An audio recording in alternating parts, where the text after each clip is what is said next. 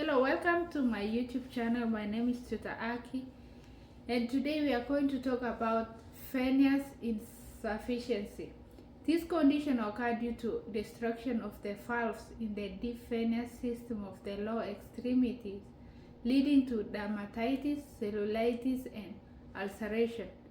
Now let's discuss risk factors for venous insufficiency. Age, obesity, varicose veins, inactivity, women, history of DVT or phlebitis, leg trauma, family history, congestive heart failure CHF, renal failure, liver failure, lymphatic obstruction, hypoalbuminemia, and drug effects.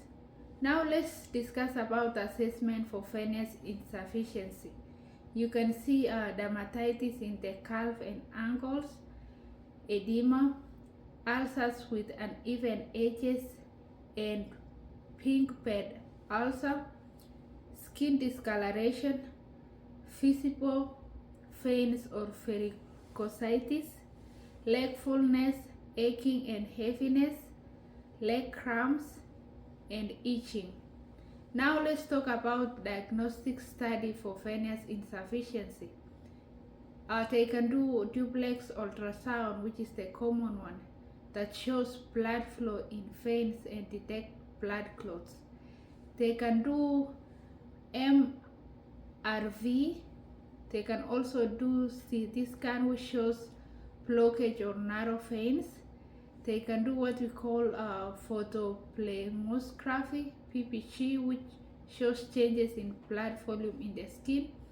They can do ambulatory venous pressure, AMVP, to evaluate calf pump function. Now let's talk about treatment of venous insufficiency. Treatment mostly focuses on decreasing edema and promoting venous return. They can do some of the therapies such as valvuloplasty, endovenous laser therapy, radiofrequency ablation. They can also do sclerotherapy and vein stripping with ligation. Next, let's talk about medication for venous insufficiency. No oral medication that are effective. Avoid medication that cause swelling such as calcium channel blockers. Antibiotics are rarely used unless the ulcer is infected. Now let's discuss patient teachings about venous insufficiency. Avoid prolonged sitting or standing. Instruct patient to exercise such as walking, swimming, and bicycling. Wear compression stocking. Elevate the legs above the level of heart.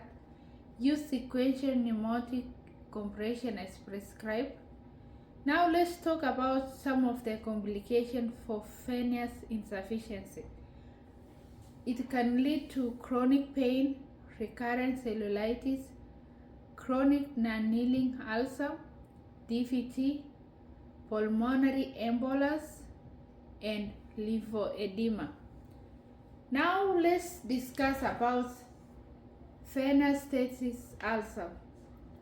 This ulcer occurs due to rupture of small skin veins and venules due to excessive venous pressure. Next, let's talk about risk factors for venous stasis ulcers. Peripheral pulmonary stenosis, venous stasis, deep venous obstruction, major burns, sickle cell disease, neurogenic disorders, and hereditary factors. Now let's discuss about clinical manifestations of venous stasis ulcer. Visible ulcer, dark pigmentation, stasis dermatitis, normal arterial pulses, pink ulcer bed, shallow depth, and cramping. pain relieved by leg elevation, and even irregular ulcer edges, presence of varicose veins, itchy thin skin, leg swelling, ulcer formed between calf and medial malleus, normal capillary refill. Now let's talk about nursing interventions. Provide ulcer debridement and healing, administer medication as ordered, provide wound care, apply compression stocking, instruct patient to apply compression stocking over the dressing. Next, let's talk about wound care. Mainly focuses on healing the ulcer, preventing the stasis and ulcer reoccurrence. Apply ulnar put as ordered, keep tape off the patient's skin, monitor for signs of arterial occlusion from ulnar put, apply topical agents as ordered, administer antibiotics as ordered, cleanse the wound with normal saline before applying the ulnar put, assess the patient's ability to care for the wound.